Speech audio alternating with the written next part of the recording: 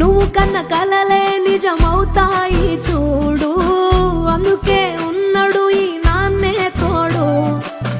దశరథ మహారాజే నాన్నై పుట్టాడు, నువ్వు రాముడంత ఎదగ